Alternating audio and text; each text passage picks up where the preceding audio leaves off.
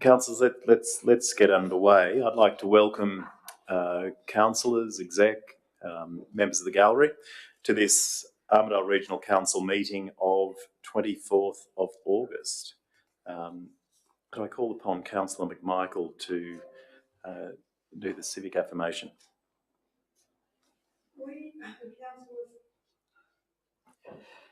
We, the councillors of the Armidale region, declare that we will undertake the duties of the office of councillor in the best interests of our community and faithfully and impartially carry out the functions, powers, authorities and discretions vested in us to the best of our skill and judgment.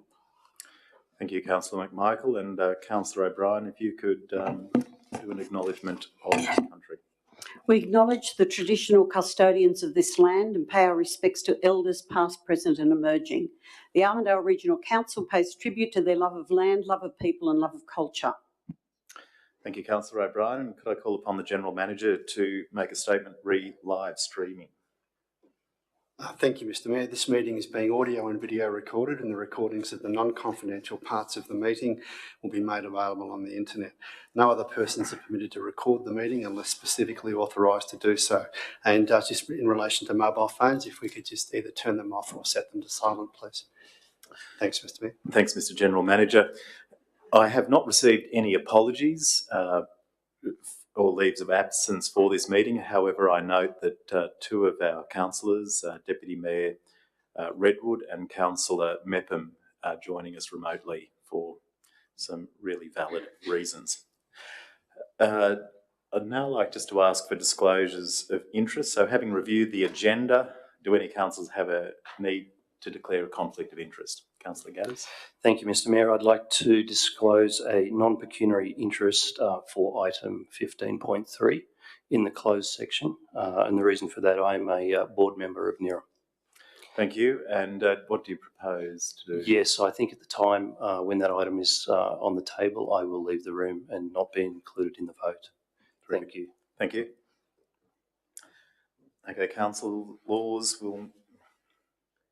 We'll move to item 5.1, which is the confirmation of the minutes of the ordinary council meeting held on the 27th of July. Having had a chance to review those, can I have a mover for that, please? Thank you, Councillor McMichael, and a seconder. Thanks, Councillor Gaddis. Any discussion? Well, let's put this to a vote. All those in favour of confirming those meetings?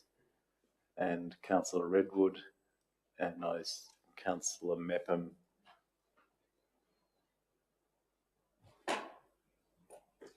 Currently at 10.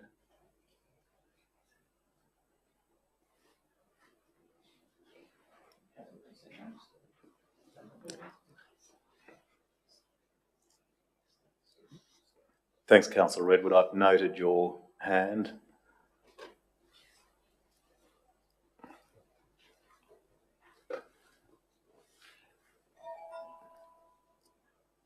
Looking for Councillor Mepham. We are just searching for Councillor Mepham online. My hand is up. Ah, there he is. Thank you, Councillor Mepham. So I declare that carried unanimously.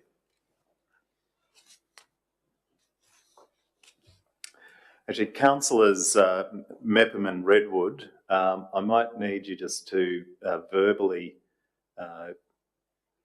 just acknowledge your vote, because you disappear from the screen unless you've spoken or made some sort of a noise. So thank you.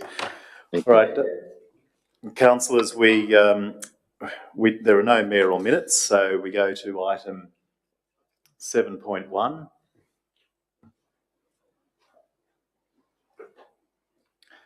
Item 7.1, Councillor Robinson has put forward a notice of motion in relation to the health services in our region. So, Councillor Robinson, would you like to speak to that? Well, I'd like to move an amended motion, if that's possible, which I've submitted to the Executive Office.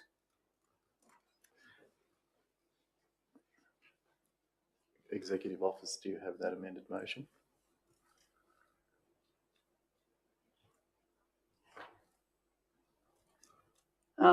It was slightly different. Or you're going to, if you take that note, the problems.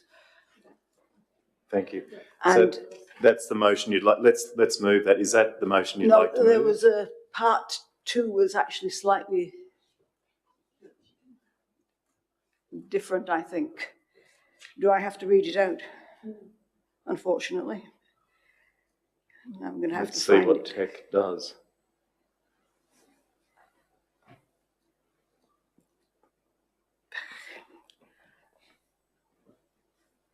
Yeah, that looks right now. Okay, so Thank you, Councillor Robinson. So you would like to move that motion. Do we have a seconder? Thank you, Councillor McMichael. So, Councillor Robinson, would you like to speak to that motion? Yes, please. I just wanted to say that I submitted this motion because it's a real concern that the Rural and Remote Medical Services has advised us that it can no longer afford to support 5 GP clinics in our region, advising that the growing GP shortages has seen the daily rate for locums who fill in vacancies in rural GP practices soar to unaffordable levels. And as stated in our community strategic plan, we need good health services to become a thriving region.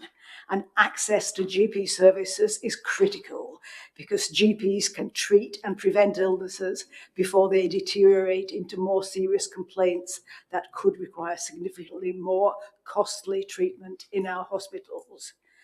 And the Rural and Remote Medical Services is seeking to address the current crisis by converting the Armadale Medical Centre to a training centre for overseas doctors to help alleviate the 20-month long backlog of applications from overseas doctors who want to work in rural and regional areas.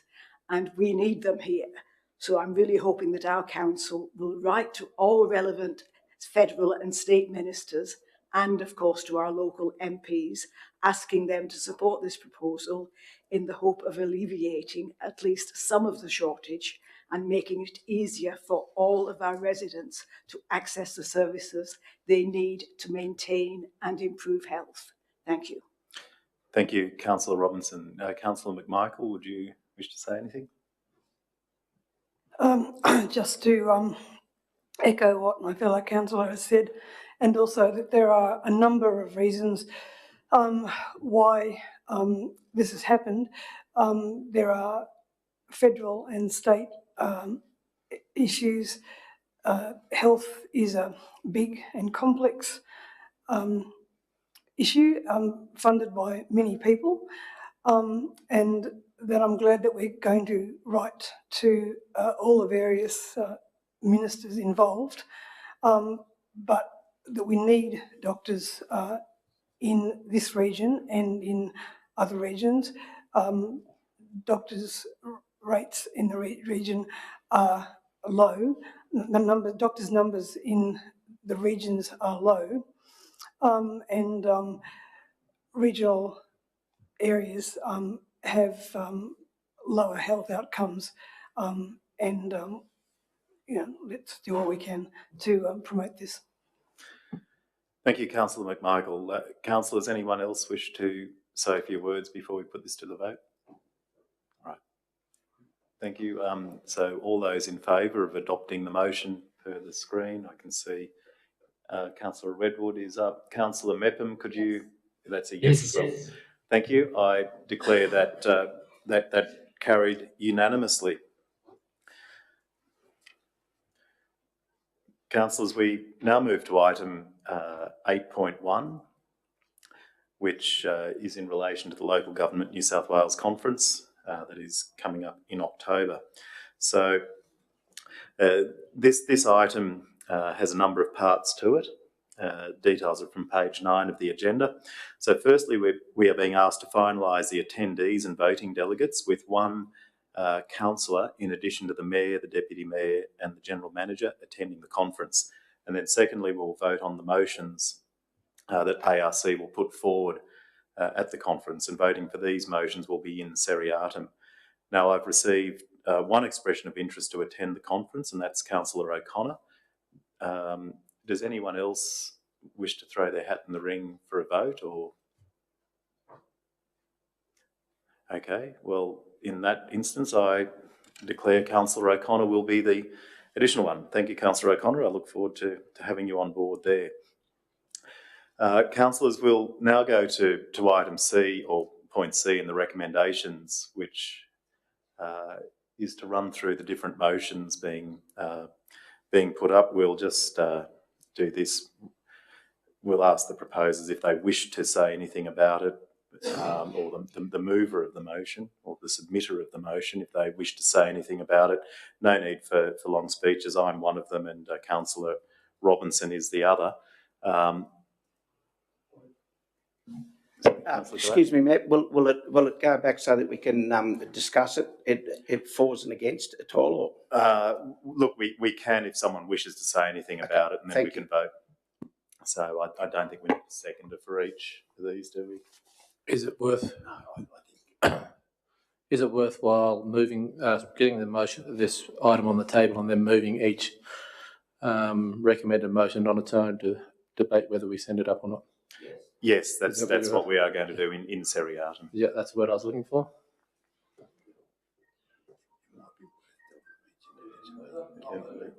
Okay, all right. Yep, okay. Councillors, we will move and second each of those proposed motions, and then having a debate if need be and a quick vote. So we'll do that in seriatim. So the first one is Councillor Robinson, your first motion. If you just want to give us... Yeah, could I actually have a slight amendment in this, that the standard applies only to new wood heaters? So if you just add new before wood, that will make the motion even better. Terrific. Now, just very, very briefly, I want you to refer to the background information, which refers to a position paper by 11 of the best air pollution and health experts in Australia. And it states that the current standard for new wood heaters is insufficient to protect public health. And even the person who chaired the Standards Australia Committee that set that standard has a public webcast saying that it's out of date. And having an out-of-date standard for new wood heaters can only add to the workload of local councils. So let's ask the peak body representing local councils, LGNSW, to add their voice and support the health experts who are calling for a new health-based standard for wood heaters. Thank you. Thank you, Councillor Robinson. Do I have a seconder for that motion? Thanks, Councillor Witters. Councillor Witters, do you wish to... Yeah, just quickly, agree with what Councillor Robinson said and what's been in the information provided, and also I'm quite sure that motions that have this sort of context behind it from other councils will be put up at the local government conference, and they'll all be compiled into one sort of section to be taken up. It's not just an issue that Armidale's facing. I think there's a few areas within the state and in the country that are all looking at this, so let's jump on board and get with the times. Thank you. Councillors, anyone else wish to speak? Councillor Gallatley. I'm actually speaking against this. I see this as just another one of the processes to get rid of wood fires in our region completely. I think it's pretty obvious that this is what this is about. If the councillors that are voting for this, I believe they might be a little bit out of touch with the community. If they think that we can take away the wood fires and these people are going to lie down and say, yeah, no, take it away, we're happy with that, I don't think they're very, very in touch with the whole thing. I think there would be a hell of a show that will be bunged on if we do this. And I just look at this as another process of getting rid of them.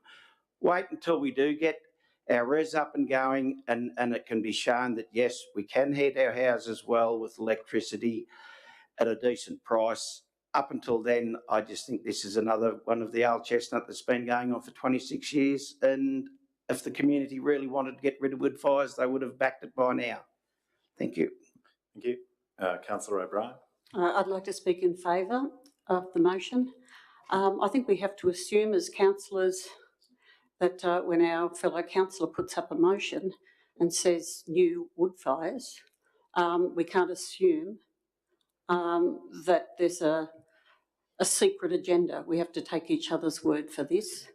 I also think the evidence is overwhelming. There's a serious pollution issue in this town, and education is only part of it. We really do have to move. We have a responsibility to protect our citizens, and the community's never been asked, so we don't know what the community thinks. So I don't think we have a responsibility to act on behalf of the community to protect their health, and I think it's about time we stop making conspiratorial assertions against other councillors for fighting for a well-founded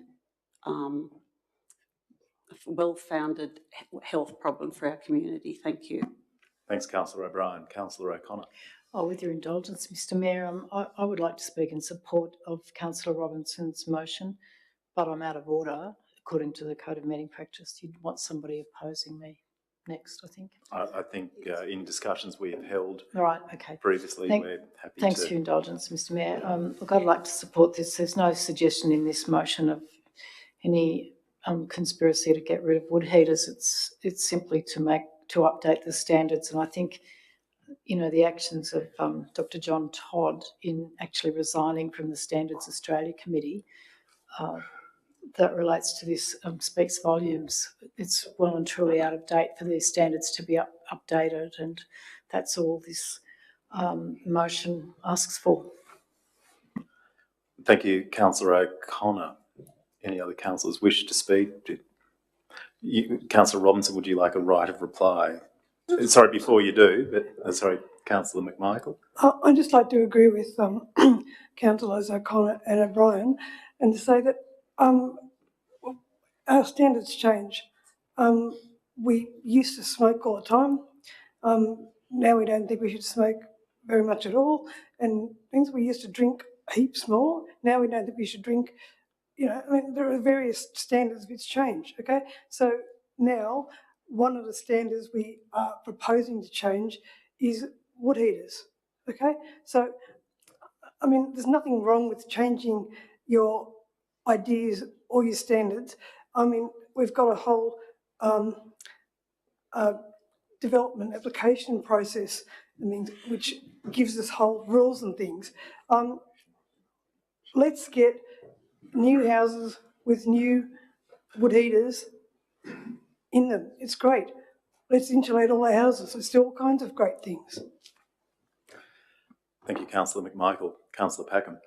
Thank you, Mr Mayor. Mr Mayor, I'm going to also speak against the motion. Now, I understand that standards change, but in my belief, this is over-regulation leads to lack of choice. We have a motion further on the charter, I think at 6, that talks about incentivising and providing incentives for people to swap out of wood heating and to find more efficient forms of heating. And as Councillor Galletley quite rightly pointed out, at some point we're going to realise that there will be potentially, if we engage in the res ourselves, the ability to provide those cheaper options to everybody in due course.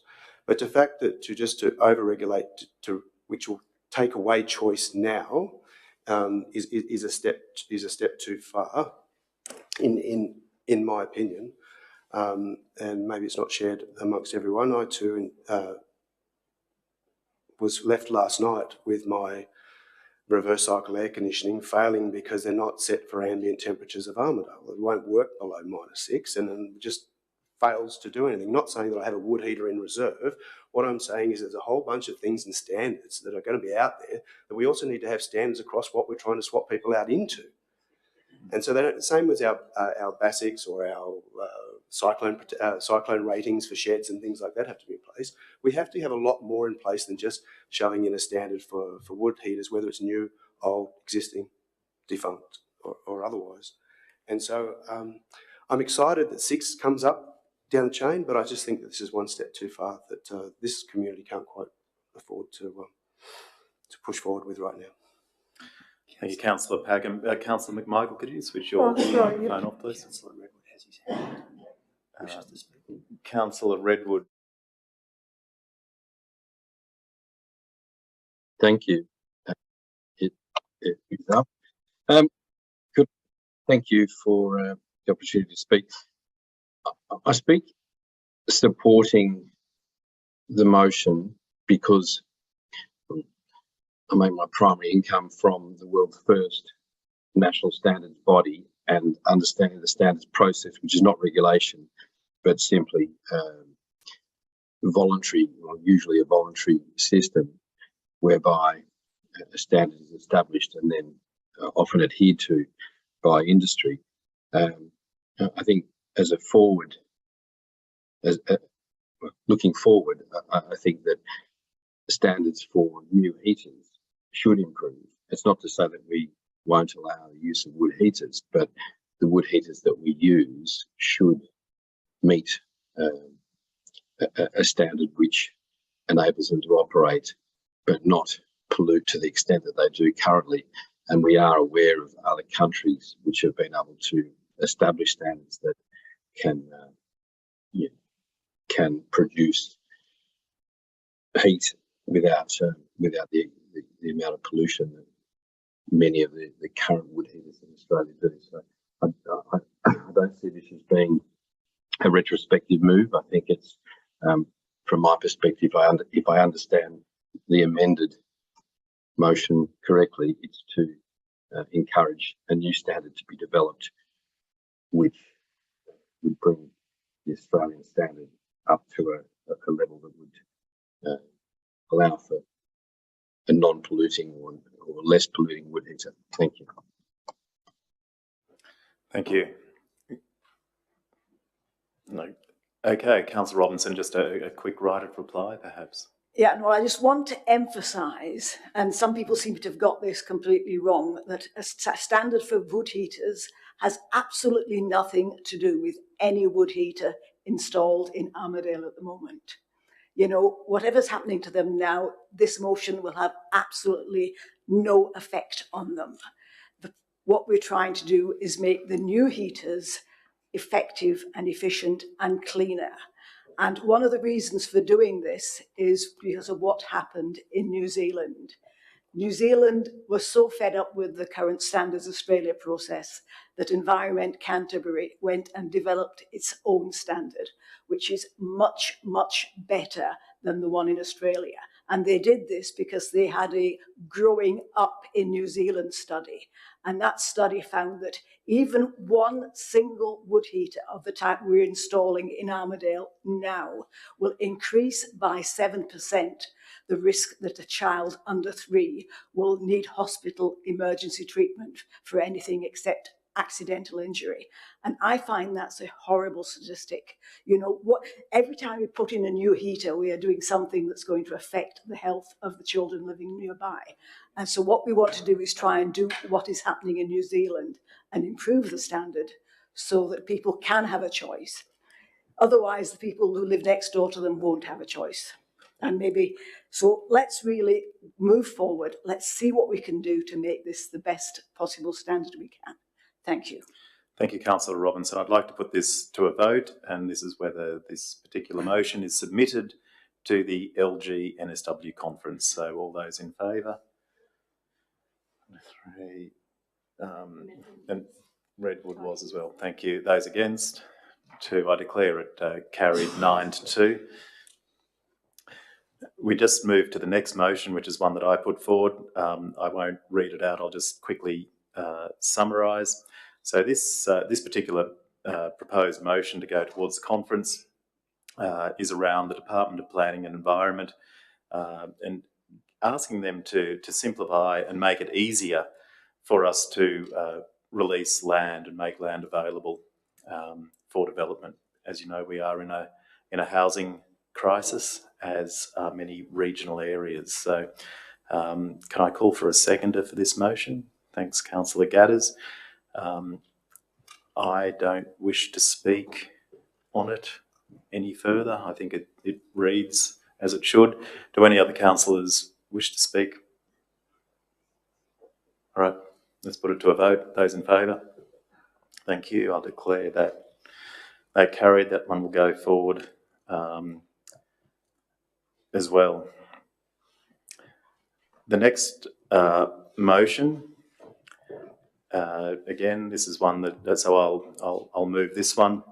This particular motion is for the New South Wales government to assist us or assist regional councils to utilise council-owned land for housing.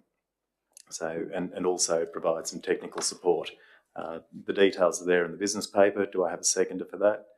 Thanks, Councillor Robinson. Again, I don't wish to speak to this motion. Does anyone wish to? I'll put this to a vote. All those in favour of this going forward? Thank you. I'll declare that carried unanimously. The proposed motion 4 is around the New South Wales government ensuring that regional housing initiatives that bring forward new housing be prioritised for renewable energy zone and special activation precinct areas. So we really want we're asking the Department of Planning and Environment to give us priority around those. Do I have a seconder? Thanks, Councillor O'Connor. Any comments? Let's put it to a vote. Those in favour? Oh, sorry. Thank you. I declare that one off to the LG NSW conference as well. They're going to be giddy with excitement when they see what we're putting forward. The fifth motion here is to do with the renewable energy zone and asking the Department of Planning and Environment prepare cumulative social, environmental and economic impact assessments. So that's around considering well, as it suggests, the cumulative impact, not just the impact of one particular development as it comes on board, and also request that DPE more closely consults with individual councils as to the most appropriate zones within a council area for these developments to be set up. And the council certainly have some say, or certainly we give preference to those developments that fall within an approved zone. Do I have a seconder? Thanks, Councillor McMichael. Any comment? Let's put this one to a vote. All those in favour? Thank you. I declare that off to the conference as well. Councillor Robinson has a motion here at point 6. So, Councillor Robinson, would you like to? Yeah, it was really good to see the Australian Local Government Association call for a local government climate response partnership fund of $200 million. It's a really good initiative, and there are many good uses to which we could put our share of the funds. So let's ask LG NSW to add their voice to this really worthwhile call. Thank you. Thank you. Could I have a seconder for, thank you, Councillor O'Brien. Do any councillors wish to speak to this? Let's put it to a vote. Those in favour? Declare that one carried unanimously. And Councillor Robinson, motion 7. Well, when other states such as Victoria and the ACT produce good policies, and these are very, very good policies, they represent an extremely cost-effective way to improve the thermal comfort of homes, reduce energy poverty, and reduce global warming, and also make it easier for the New South Wales government to achieve its commitment to a 50% reduction in New South Wales contribution to global warming by 2030. Why shouldn't we ask the New South Wales LG NSW to ask the New South Wales government to copy these policies of Victoria and the ACT? Sorry, that was the last one. No, that was motion 7. The subsidies. Sorry. Yeah. Thank you. Do I have a seconder? Thank you, Councillor O'Connor. Do any councillors wish to comment? Okay, Mr. Mayor? Yep. Mr. Mayor, I'd actually like to move an amendment to Councillor Robinson's motion. in that it would be the same, except that it would stop after gas and wood heating, full stop. Councillor Robinson. So that coming back to what sorry, Councillor Robinson, 1 minute, is just coming back to that I am in favour of incentives and subsidies that allow the choice of our residents to opt into more efficient purposes, but I don't think we need to go into a debate about what's 4 or 5 times more efficient or otherwise. It's just simply improve energy efficiency and replace gas and wood heating, full stop, would be my proposed amendment. Thank you. Councillor Robinson, would you accept that amendment? Consult with my seconder. Yeah, you have it. My seconder says it's okay.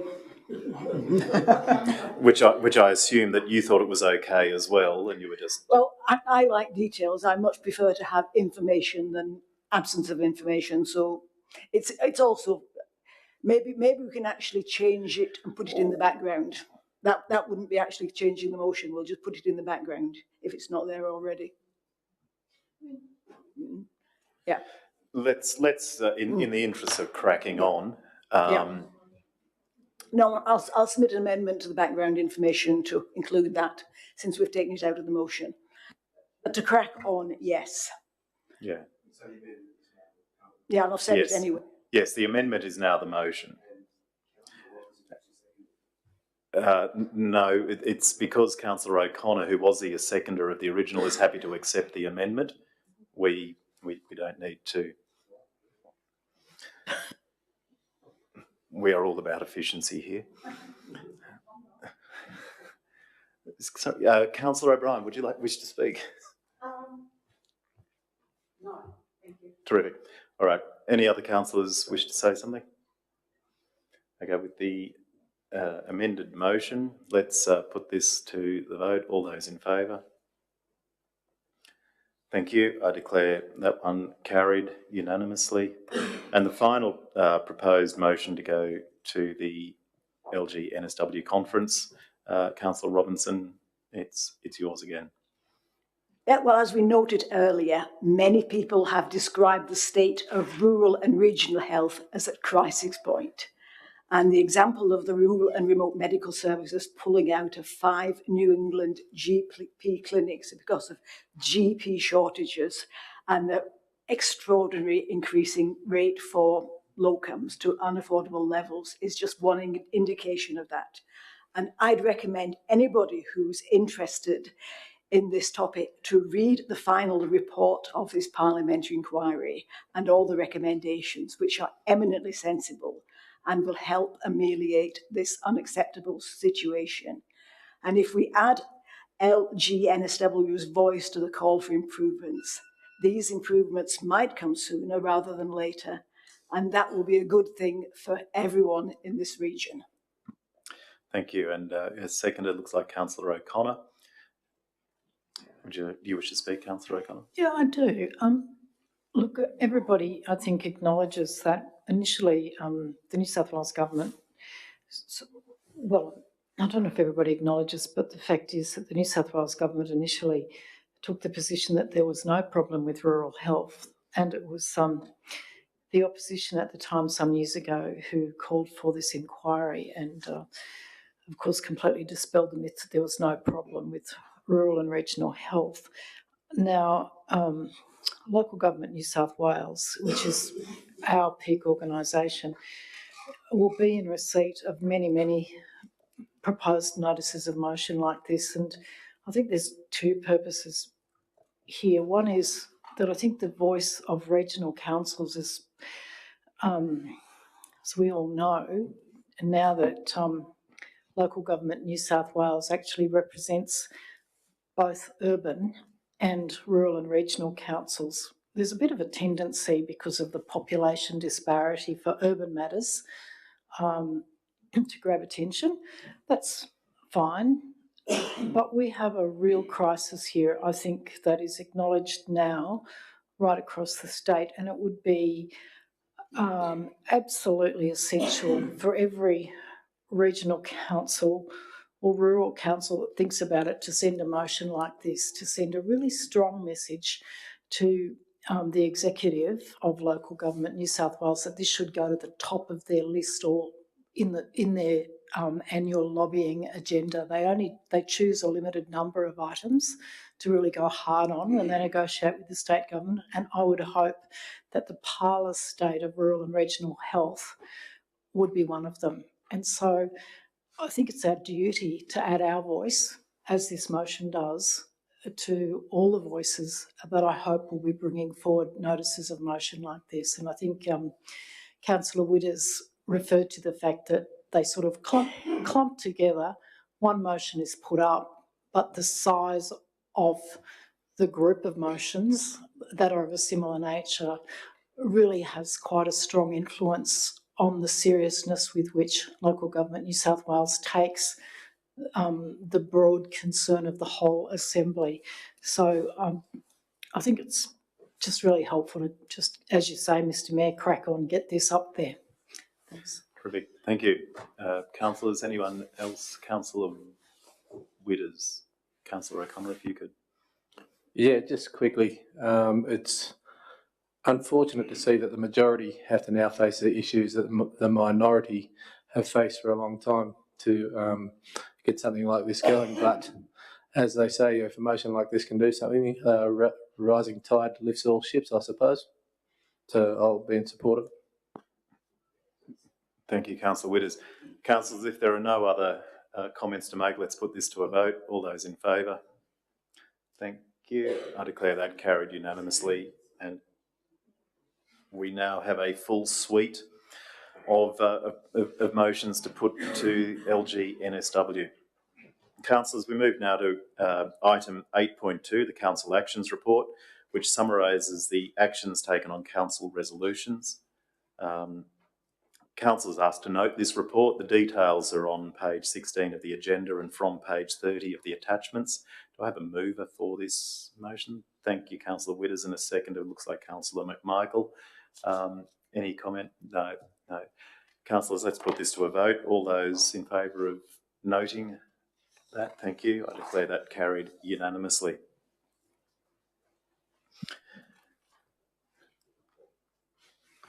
All right, item 8.3 are the lobbying guidelines. So the Independent Commission Against Corruption has made a number of recommendations in relation to the lobbying of councillors. Councillors are being asked to provide feedback to the GM by the 31st of August around the ICAC recommendations. So details can be found from page 17 of the agenda. Can I ask for a mover? Thank you, Councillor O'Brien, and Councillor O'Connor, you can be the seconder. Councillor O'Brien, do you wish to speak at all to this? I think this is a really interesting issue and something, if we are going to be included, if local government's going to be included, well, first of all, think about whether it would benefit us to be included in these guidelines and this Logo Act, but also what it might mean for us. I think it'd be very interesting to be on the ground floor of this thing, to put our input in about not only how our communities can be protected and also have a more transparent view of council, but also how councillors may be guided, protected by this, as we are all, we do have the other acts to cover, but not enough guidelines perhaps. And the other thing I would be quite interested in after reading the submissions would be also equal access from the community to decision makers. As we know, it tends to be people who already have power in the communities who have access. So what kind of guidelines would we be interested in as a group to assist council to ensure that whenever there's consultation or issues are raised, that we do get a good feeling from the broad community and not just a couple of people, I think. So I think it's a really interesting issue, and I think anyone who wants to add to this or discuss this, even as a group, it might be interesting if we start an email discussion about whether, first of all, we want to be covered by this Act, and secondly, if we want to add something. I think the Mayor brought up an interesting issue the other day, that regions probably needs something specific for their particular circumstances, you know, in very small regions where everybody knows each other. What kind of protection is given to the community or for the people or decision makers in those sort of communities? If decisions are just made about how we do this only at an urban level, they may not get the input that would be crucial to make really good policy. So I'm sort of interested to contribute, and if anybody else is, I'd be happy to have a discussion on our emails and, you know, add your bits and see what you think we should do. Thank you. Thank you. Councillor O'Connor as a seconder, anything to add? No, I support what Councillor O'Brien has said. Just for the public who might be listening, basically ICAC has noted in 3 of its investigations that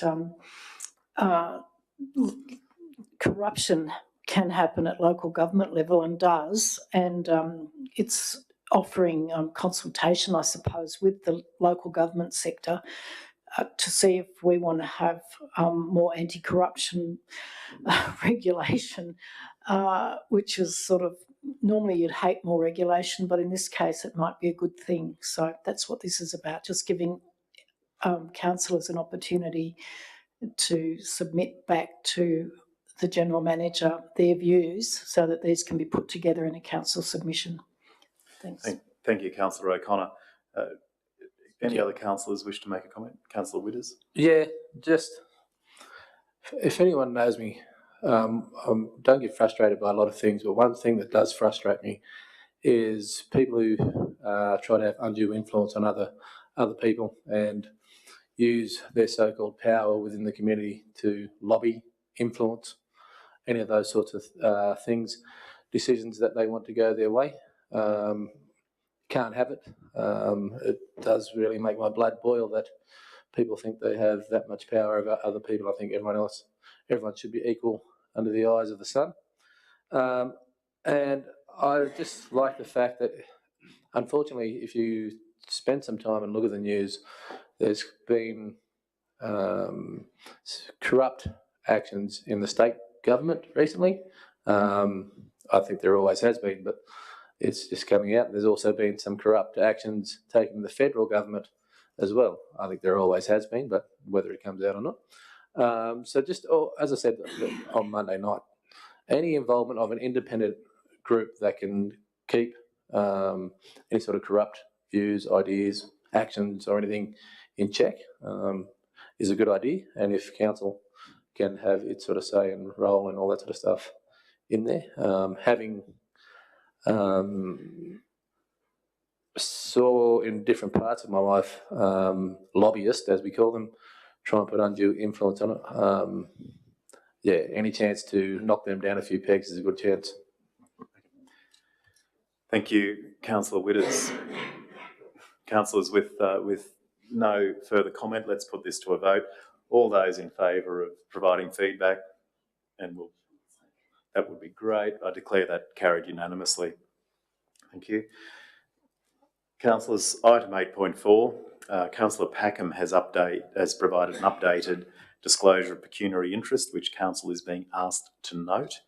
Can I have a mover for that other than Councillor Packham? Thanks, Councillor O'Connor, and Councillor McMichael to second.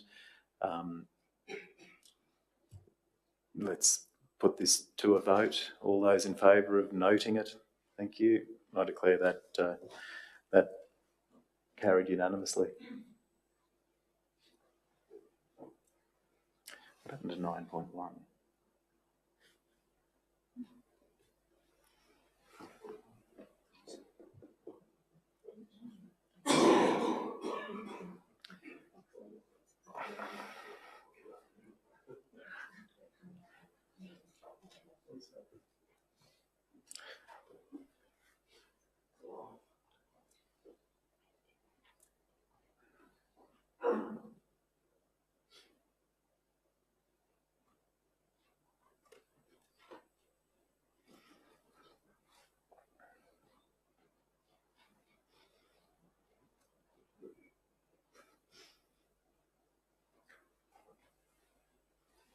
Just bear with us for a moment.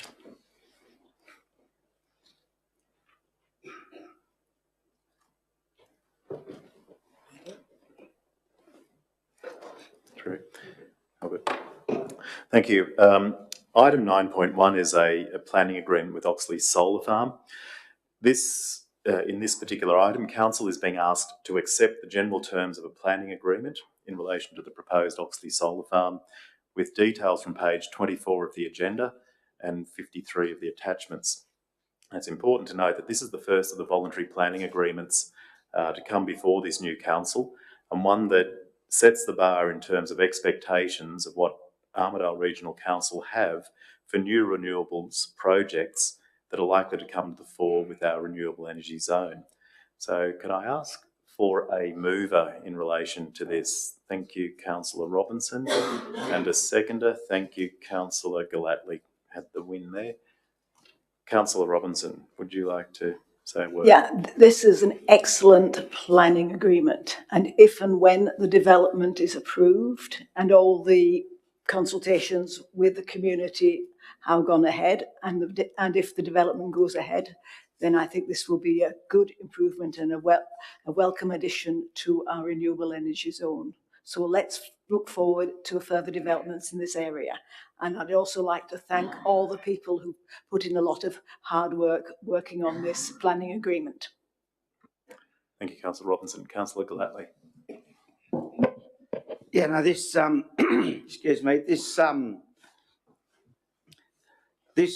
report here that we've got is a beauty, actually, because it explains a lot of the process as well as some figures that we get. This is by no means a tick that this project is going to go ahead, but this just gives everyone a bit of information about how to deal with the proponents and just one of the little parts that we actually have got in our little bag, because we haven't got many bits of things in our little bag that we can use to use the res as a benefit for this area. But same as Councillor Robinson, I think they've done an excellent job, and it's a good model for others, I believe.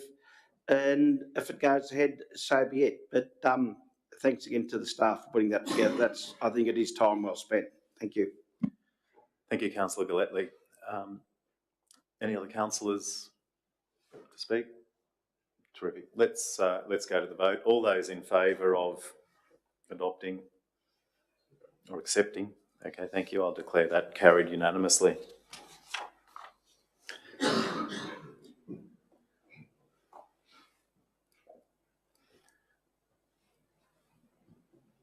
All right. Sorry, it is up there. Councillors, item 9.2. This item is in relation to the Memorandum of Understanding arrangement between Armidale Regional Council that was entered into with the YMCA New South Wales to review the operations of the Armidale and Guyra pools. Details are from page 30 of the agenda and 54 of the attachments.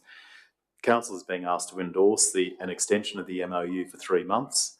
Note the report from the YMCA New South Wales and delegate authority to the General Manager to commence negotiations into the ongoing management of the aquatic centres for an initial 2-year term.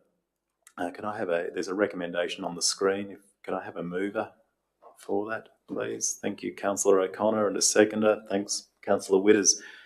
Councillor O'Connor. Oh, look, I don't want to say much other than that we've started down this track, and things take time, and a short extension like this is a good idea to get this project finished so that we know where we stand in relation to getting this pool management and pool upgrade achieved. That's all. Thank you. Councillor Witters, anything from you? Yeah, to support what Councillor O'Connor said about good quality things like this taking time to get right. I think this is how the process should have been done in the first place, just a little bit at a time and not trying to rush it. So hopefully an extra 3 months gets us a little bit more information, a little bit more things done, and we come here and in 3 months' time and see something good. Terrific. Thank you. Councillors, anyone else? Let's put this to a vote. All those in favour? Thank you. Have we had any word from the other two? Yeah. Okay. I declare that carried unanimously. Can I just ask a question?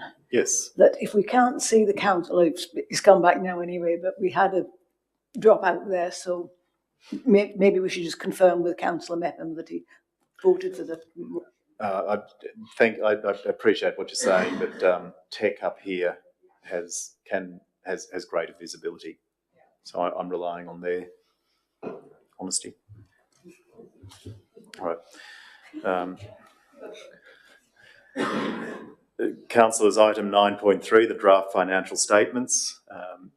In this, council is being asked to endorse the draft financial statements for referral to audit.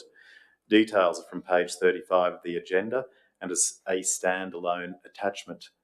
You will recall that the time taken, these drafts have been prepared 3 weeks earlier than in the last financial year, and I really thank the finance team for the work that they've done. I know from experience that doing this, what they've done within that time frame is a huge effort. So I just want to tip a hat to them. Could I have a mover for this particular motion, please? Thank you, Councillor Witters, and a seconder. Thank you, Councillor O'Connor. Councillor Witters. Good to see excitement from the team on this issue.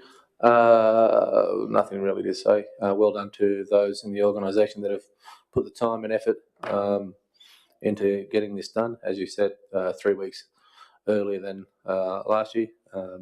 With everything else going on in the council, I think that's a really good effort. Well done. Terrific. Thank you. Councillor O'Connor.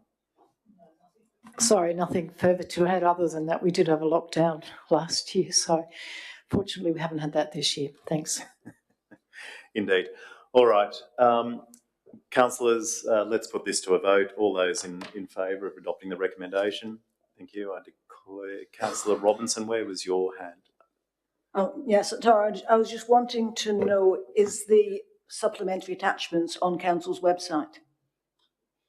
I was just looking now to find out. I can't see them. Let's just nail down this vote first, and then we'll come back to your question. They got two. Okay, I declare that carried unanimously. And just a question, Councillor Robinson, if they aren't on the website, we will ensure that they are in due course, fullness of time. Right, thank you. Thank you. All right. Councillors, item 9.4, the cash and investment report as at 31 July 2022. So details are from page 39 of the agenda, where council is being asked to note the report and the updated end of year forecasts. So can I have a mover for that? Thanks, Councillor Gadders, and Councillor Witters, you are the seconder. Councillor Gadders, any word? No. All right. Councillors, let's put this to a vote. All those in favour of noting the report? Thank you. I declare that carried unanimously.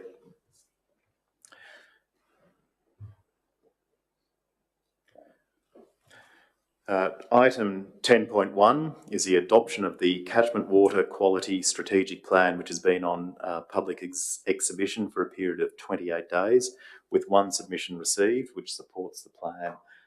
Council is being asked to adopt the policy. Can I have a mover? Thanks, Councillor Witters. A seconder will be Councillor O'Connor.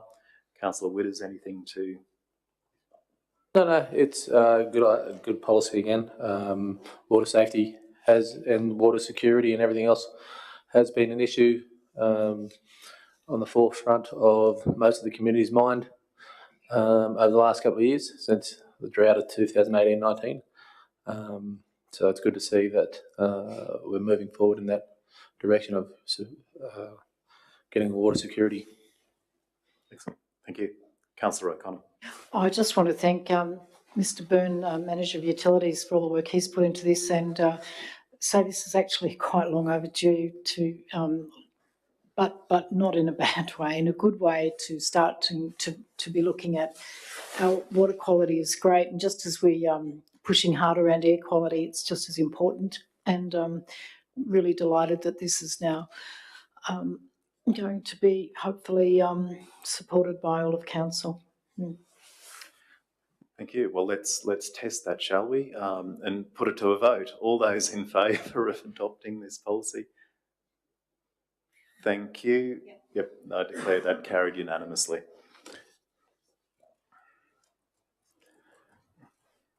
Okay, councillors, we now move to item 10.2, which is the Renewable Energy Action Plan. So a draft Renewable Energy Action Plan has been authored by the environmental consulting firm Constructive Energy.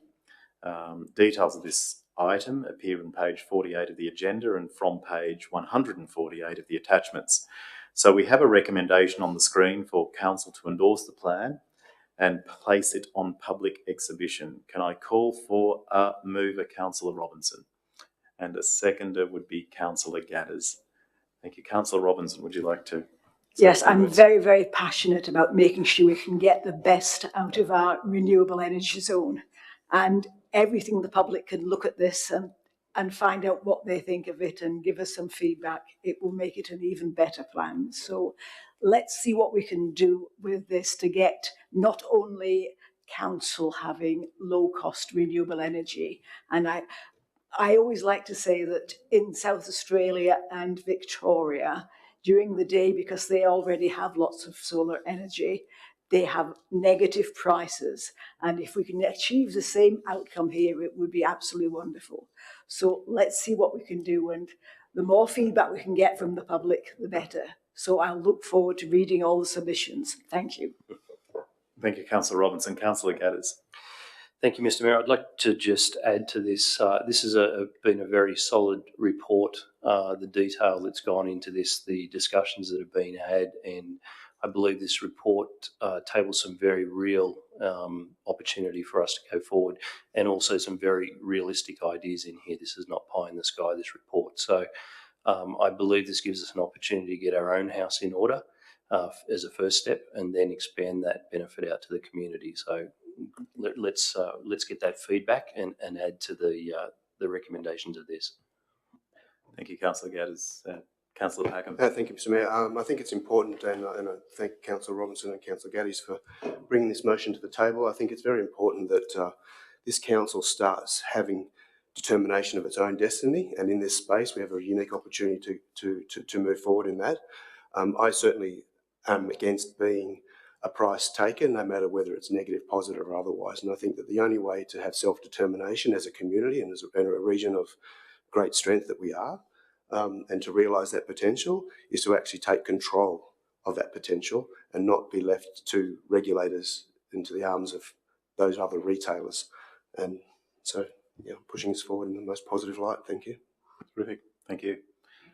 All right, councillors, if there are no other comments, let's put this to a vote. All those in favour of placing it on public exhibition?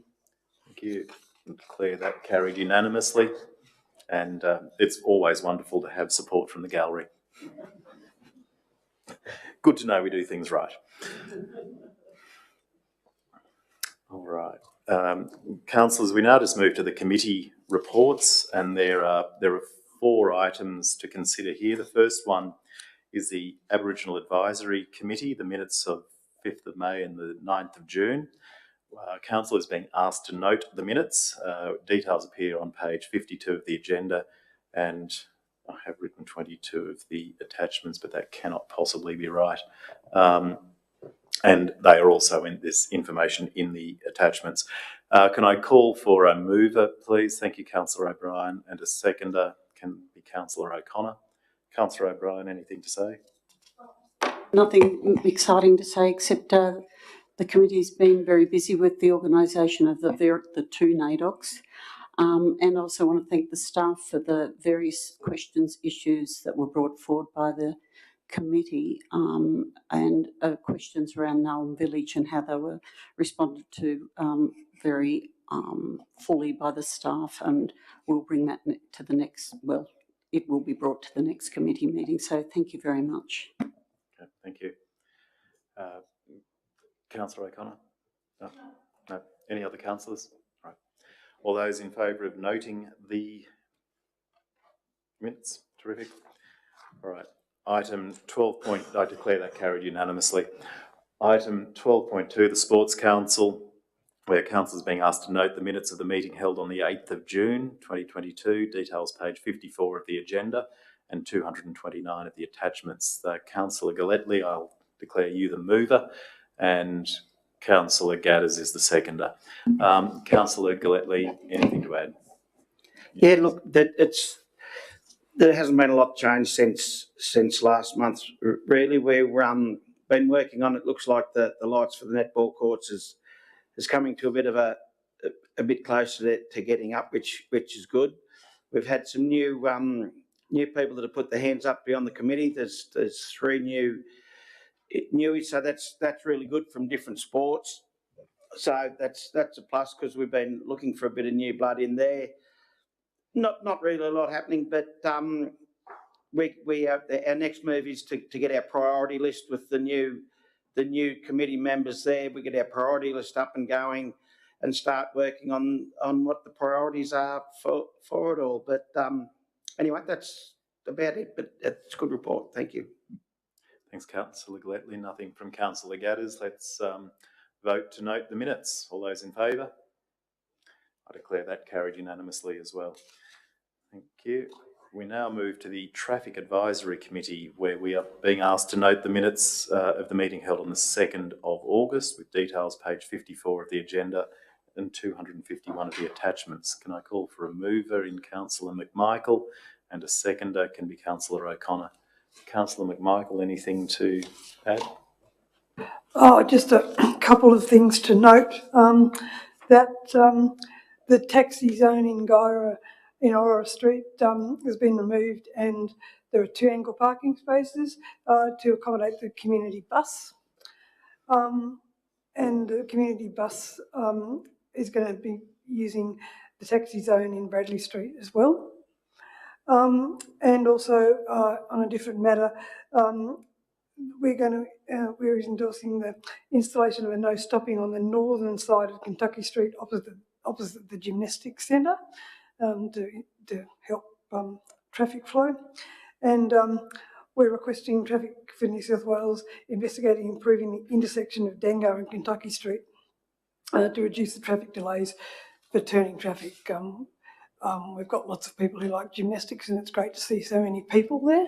And but the traffic is an interesting matter. So they'll look at it. And tell us what to do. So, thanks. Terrific. Thank you. Councillor O'Connor? Nothing to add? Any other councillors? Okay, I assume the North Hill lights are fixed. No. All right, councillors, let's put this to a vote. All those in favour of adopting the minutes, I'll declare that carried unanimously. Thank you. Councillors, item 12.4 relates to one of our key pillar working groups. I note that a number of key pillar working groups have actually met, but and have actually put a fair bit of work in. But one of the pieces of work that didn't happen was to actually submit a report around the minutes. So in any event, we have the future region minutes of 16th of June and the 21st of July is on our agenda here. We are being asked to note those minutes. So can I call for a mover? Actually, Councillor Gadd has got his hand up first, can move. And Councillor Robinson, you can be second, but I know you are both members of that committee. So Councillor Gadd, is anything you'd like to say? Just briefly, Mr. Mayor, as you've previously mentioned, there are minutes here from the Future Region Working Group. There are actually 6 key pillar working groups, and all of them are quite active. I just wanted to make that comment for those online. We'll see obviously more minutes coming from all the groups, but I guess we're all going through a phase of prioritising projects that we see a key benefit for the region. And then from that point, we'll be able to start putting some meat on the bones of those projects and getting the community groups involved that are relevant to those items. So look forward to seeing the rest of the group's minutes up there at the future meetings. Indeed. Councillor Robinson, anything to add? Yeah, no, I'll just support what Councillor Gaddy says. Thank you. Thank you. All right, councillors, let's put this to a vote. All those in favour of noting those minutes? Thank you. I declare that carried unanimously. We now come to the last item on this open session, It was a question on notice, so council is being asked to note a response to the question on notice from Councillor Robinson. So, Councillor Robinson, I'll ask you to move that and maybe speak I'd like to to it. move it. Now, I just want to say briefly, one of the reasons for asking these questions is simply because it does relate to that we are no longer a price taker for energy. And the charges listed for per kilowatt hour for our latest contract are very, very good. So we're not a price taker as far as energy is concerned, but we're still a price taker for network charges. And this is where possibly we want to make things as well as we can, is just to try and reduce it. If at the moment, and it seems likely to be the case, that we're paying 3 times as much for network charges as for actual generation of the energy, then this is where we want to work as far as the renewable energy zone is concerned, to keep our prices low and make sure that all the renewable energy that we need comes from this region. Thank you. Thank you. Can I have a seconder for this motion? Thank you, Councillor McMichael. Councillors, let's put this to a vote. All those in favour of noting the responses to the questions? Thank you. That's for Councillor Witters. Where did you stand? Okay, I declare that carried unanimously as well. All right. Now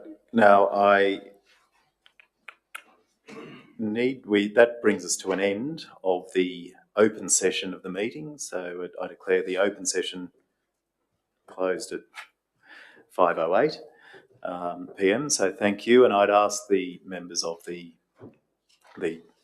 gallery, thank you for your time. Thank you for coming along. If you could vacate the room.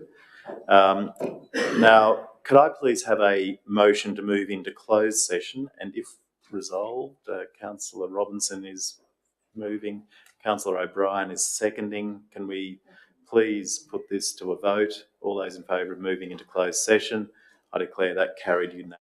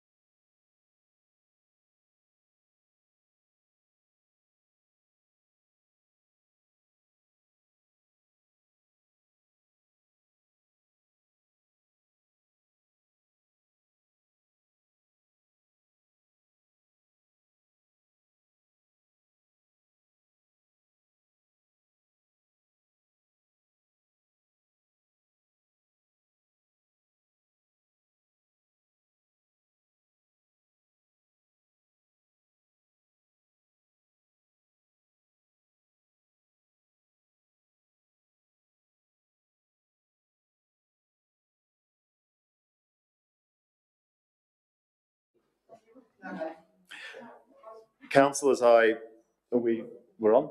Councillors, I welcome you back into an open session, and I'll ask the General Manager to read out the resolutions of the closed session. Thank you, Mr Mayor. Item 15.1, business case for continuation of DATNA Consultancy Phase 3 Engagement and Leadership Development 22-23.